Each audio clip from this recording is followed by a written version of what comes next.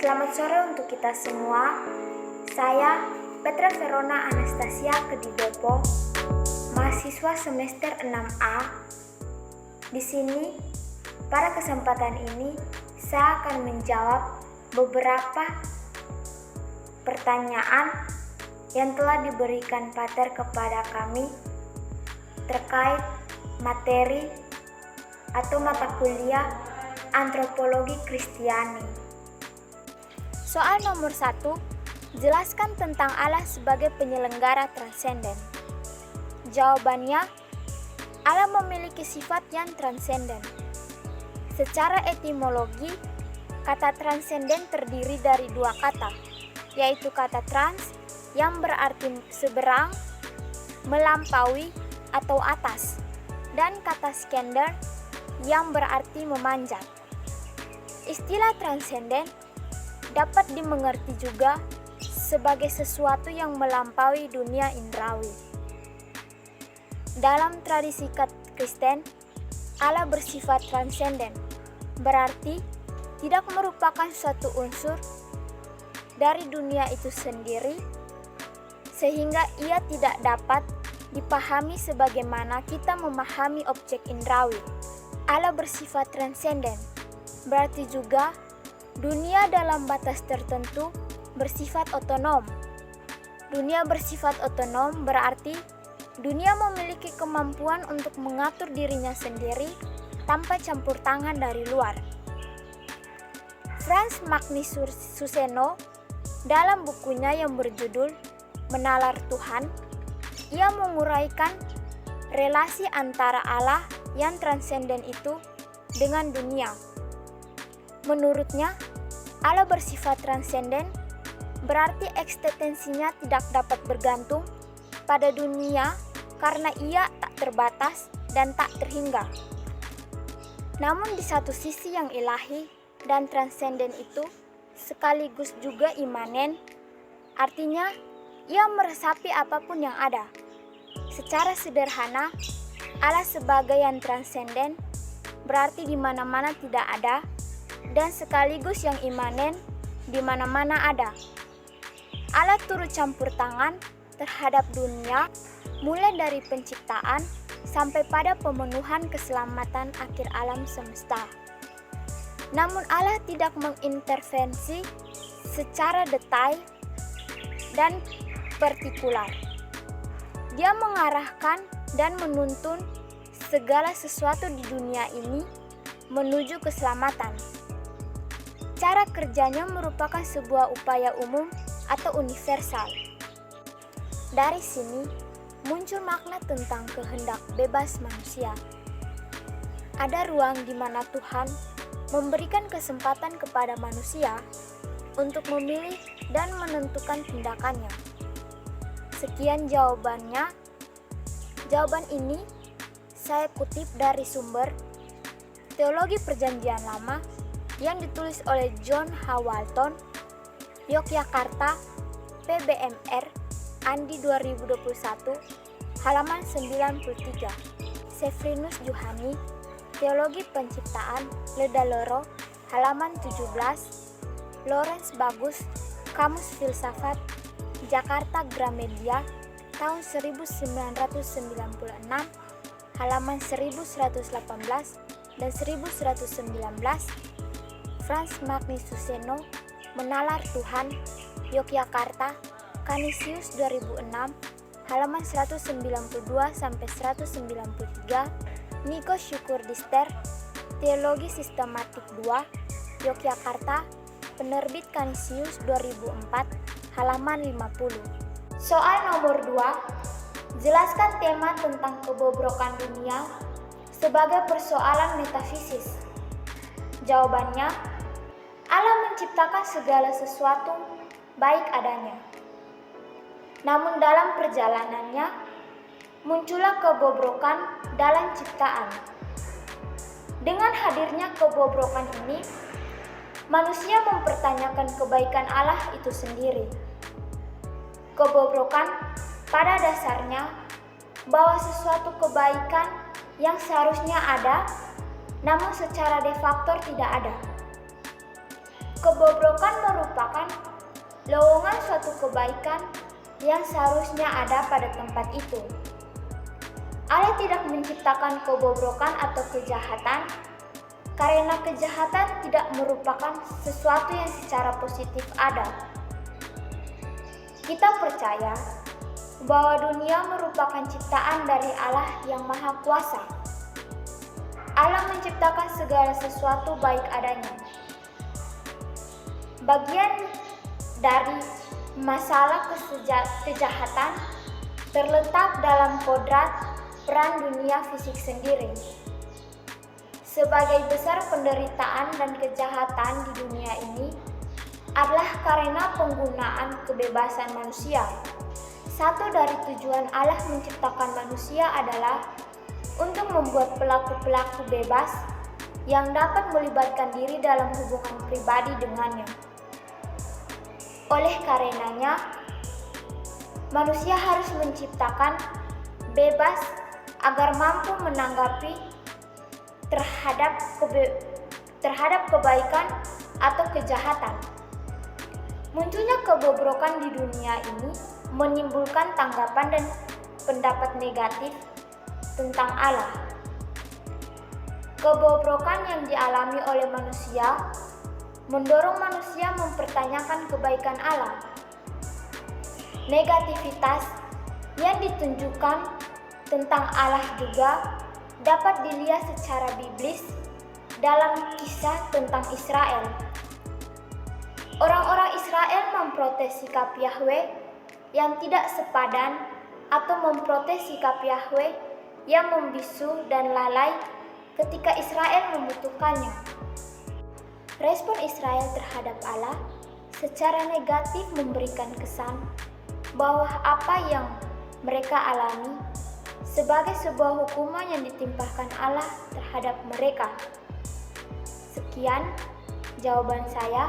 Jawaban ini saya kutip dari sumber Linda Smith dan William Piper, Ide-ide Filsafat dan Agama Dulu dan Sekarang, Yogyakarta, Canisius, tahun 2004, halaman 221. Soal nomor 3. Jelaskan tema kematian mewarnai seluruh hidup manusia. Jawabannya, kematian bukan sesuatu yang hanya mengakhiri hidup kita, bukan saja saat terakhir kehidupan kita, melainkan seluruh kehidupan kita sejak saat pertama sudah diwarnai oleh kenyataan bahwa kita akan mati. Bahwa kita akan mati adalah kenyataan yang paling pasti di dalam hidup kita. Hidup kita di dunia ini bukan hidup tetap yang tidak berakhir, melainkan hidup dari mulanya menuju kematian. Maka kematian mewarnai seluruh hidup manusia. Kalau kematian mewarnai seluruh hidup kita, maka pengertian kita tentang kematian akan mempengaruhi pengertian kita tentang hidup dan juga secara kita menjalankan hidup itu. Maka sungguh berarti bagi seluruh hidup kita kalau kita berusaha untuk mengerti dengan lebih baik kematian dan artinya dalam terang tradisi Kristen. Jawaban ini saya ambil dari sumber Georg Kierkegaard, Allah Menggugat, sebuah dogmatik Kristiani, Maumere, penerbit Ledelero, halaman 289. Soal nomor 4. Jelaskan tentang kematian sebagai upah dosa. Jawabannya, Katekismus Gereja Katolik menyatakan kematian adalah akhir perjalanan ziarah seorang manusia di dunia. Akhir saat rahmat dan belas kasihan yang diberikan oleh Allah kepadanya untuk membangun hidupnya di dunia selaras dengan rencana ilahi dan untuk memutuskan tujuan terakhir hidupnya. Kematian sebagai batas hidup manusia tidak merupakan akibat dosa, melainkan harus ada, entah kita berbuat dosa atau tidak. Hidup kita diciptakan Tuhan secara demikian, tetapi dosa mengubah cara kita mengalami batas hidup itu. Oleh karena dosa, manusia telah mengabaikan arti hidup. Ia tidak menjalankannya dengan penuh tanggung jawab dan rasa syukur kepada Tuhan, serta dalam sikap cinta kasih kepada sesama, melainkan orang berdosa, hidup untuk dirinya sendiri. Sekian jawabannya. Jawaban ini saya ambil dari sumber Katekismus Gereja Katolik nomor 1112, Kematian Kehidupan Kekal, Pater Cepan, Yogyakarta, Kanisius, tahun 2005. Soal nomor 5, jelaskan tentang hidup sesudah kematian. Jawabannya, kematian merupakan akhir dari kehidupan manusia di dunia ini. Kematian manusia akan terjadi seiring semakin tuanya usia dan berjalan secara alami sebagaimana makhluk hidup pada umumnya. Kematian adalah pemisahan pikiran dari tubuh, dan pada saat itu pikiran berpindah ke dalam suatu dunia kehidupan lain. Kematian mengantar manusia untuk memahami hidupnya dan sekaligus mengajaknya untuk percaya akan adanya kekuatan dan kekuasaan di luar dirinya yang membuat dia ada dan tiada kembali. Katekismus Gereja Katolik menulis, kematian adalah titik akhir perjalanan perziarahan manusia di dunia, titik akhir dari masa rahmat dan belas kasihan yang Allah berikan kepadanya, supaya melewati kehidupan di dunia ini sesuai dengan rencana Allah, dan dengan demikian menentukan nasibnya yang terakhir. KGK 1113. Kematian menjadi akhir dari perjalanan hidup di dunia dan akan memasuki hidup yang baru bersama Allah. Namun kualitas perjalanan manusia di dunia sangat menentukan kelayakan untuk dapat hidup bersama Allah. Di titik Allah akan menghitung semua perbuatan manusia di dunia. Jawaban ini saya ambil dari jurnal Sepakat volume 3 nomor 7 Desember tahun 2016, Kebenaran Jiwa Manusia Setelah Kematian. Soal nomor 6, jelaskan tentang definisi dan pembagian antropologi pada umumnya. Definisi antropologi. Antropologi berasal dari dua akar kata Yunani, anthropos yang artinya orang atau manusia, dan logos artinya ilmu atau nalar. Menurut Kamus Antropologi, dapat diartikan sebagai suatu ilmu yang berusaha mencapai pengertian tentang makhluk manusia dengan mempelajari aneka warna, bentuk fisik, kepribadian, masyarakat, serta kebudayaan. Pembagian antropologi. Antropologi fisik atau fisikal antropologi atau antropodologi.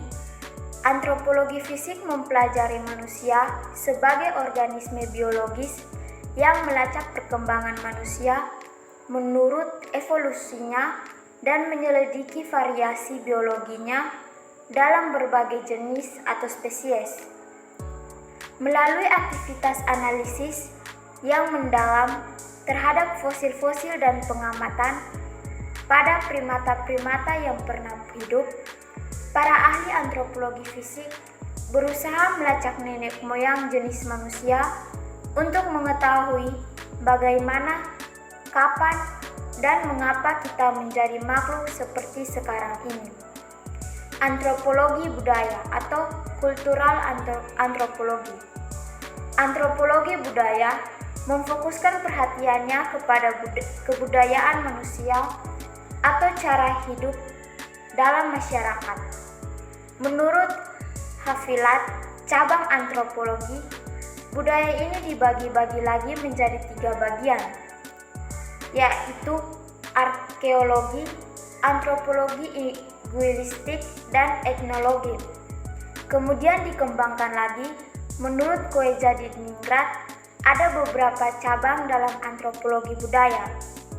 Antropologi budaya juga merupakan studi tentang praktik-praktik sosial bentuk-bentuk ekspresif, dan penggunaan bahasa di mana makna diciptakan dan diuji sebelum digunakan oleh masyarakat manusia. Sumber yang saya ambil dari buku Nurmansyah G 2013, Pengantar Antropologi, Bandar Lampung, Aura CV, Anugrah Utama Rahaja. Soal nomor 7, buatlah skema penciptaan alam semesta menurut Kitab Kejadian. Skema penciptaan alam semesta menurut Kitab Kejadian. Pertama, bumi dan langit, terang dan gelap. Terang disebut pagi dan gelap disebut malam.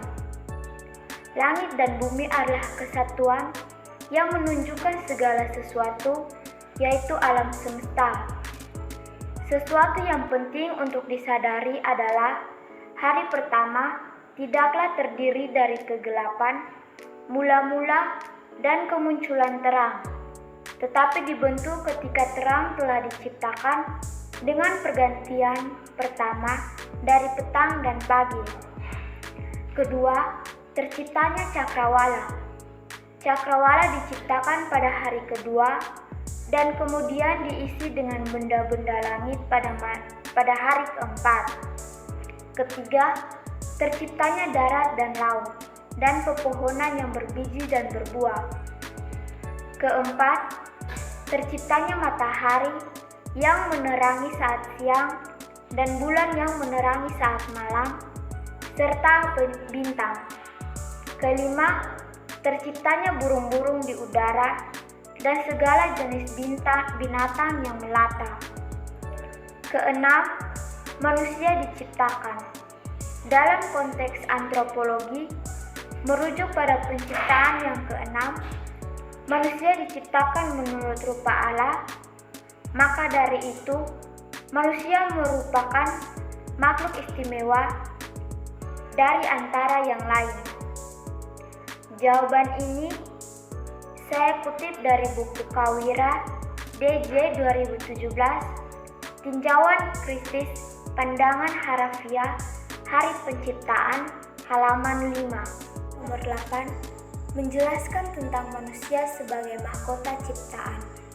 Jawabannya, seperti yang kita yakini, bahwa kepercayaan yang penuh cinta kasih akan Allah dapat membangkitkan harapan bahwa kematian bukanlah akhir dalam dialog antara Allah dan manusia, namun yang diyakini umat Kristiani bahwa kematian adalah suatu pintu yang melaluinya manusia dapat memulai suatu fase baru dalam kehidupannya. Bagi orang beriman, hidup hanya diubah, bukan dilenyapkan. Melalui kitab suci, Injil Lukas bab 20 ayat 38 yang menjelaskan bahwa Dia bukanlah Tuhan orang mati, melainkan Tuhan orang hidup, karena di hadapannya semua yang hidup.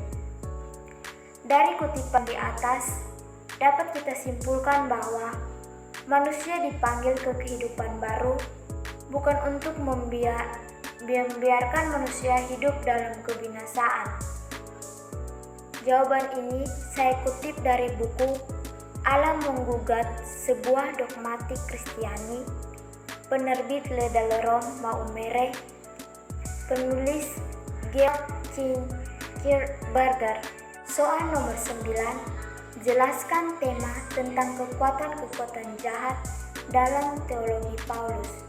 Jawabannya, dalam Efesus bab 6 ayat 12, Paulus menekankan pentingnya penggunaan perlengkapan spiritual untuk melawan kekuatan-kekuatan jahat seperti perlengkapan perang yang terdapat pada Efesus bab 6 ayat 13-17. Bagi Paulus, melalui iman dalam Yesus Kristus dan kekuatan Roh Kudus.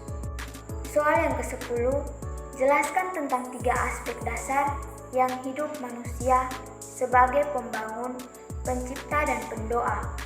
Jawabannya, manusia sebagai pembangun ialah kisah penciptaan telah mengungkapkan bahwa manusia diciptakan dan ditempatkan di Taman Firdaus, diberi kuasa untuk menaklukkan bumi, diberi tugas untuk merawat atau memelihara dan mengelola taman itu. Itu artinya dia diciptakan untuk bekerja. Juga dalam kisah-kisah selanjutnya, setelah kisah penciptaan, diungkapkan spesialis kerja menurut silsilah-silsilah yang memperlihatkan bagaimana berkat Allah yang pertama itu dilaksanakan. Manusia sebagai pencipta memiliki pekerjaan dan memperoleh rezeki saja.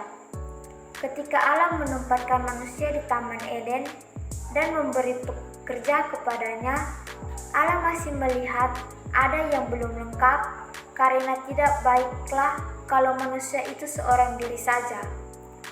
Jadi penciptaan manusia baru bisa selesai ketika manusia menerima partnernya yang sepadan dengan dia. Dalam kebersamaan sosial, manusia baru saja menjadi manusia. Karena manusia itu diciptakan menurut citra Allah yang bersifat Tritunggal, bersifat dialog, cinta di dalam dirinya, maka manusia juga pada inti pribadinya bersifat dialog atau sosial. Manusia adalah partner pribadi bagi Allah, tetapi juga dengan sesamanya manusia membutuhkan dialog cinta untuk berkembang dalam pribadinya. Manusia sebagai makhluk pendoa sering keliru memahami otonominya. Manusia diciptakan Allah sebagai personal, bebas, dalam kemandirian relatif, namun seringkali manusia menyangka bahwa ia dapat sungguh-sungguh mandiri jika melepaskan keterkaitannya dari Allah menurut jalan Kristiani yang didasarkan pada kitab suci dan pengalaman rohani. Sekian banyak orang yang mempraktekannya bahwa manusia yang melepaskan diri ke dalam Allah dan meningkatkan diri secara mutlak kepada Allah. Hanya jika manusia dalam doa membuka diri kepada Allah dan mau dibentuk oleh Allah, ia dapat mengalami Allah bukan sebagai sesuatu yang asing, tetapi dapat menyelami inti pribadinya yang terdalam dan dapat menjadi dirinya karena ia adalah gambaran Allah. Jawaban ini saya ambil dari buku sumber Katekismus Gereja Katolik halaman 356. George Kierkegaard SVD halaman 199. Inilah hasil video pembelajaran saya terkait dengan mata kuliah antropologi. Sekian dan terima kasih.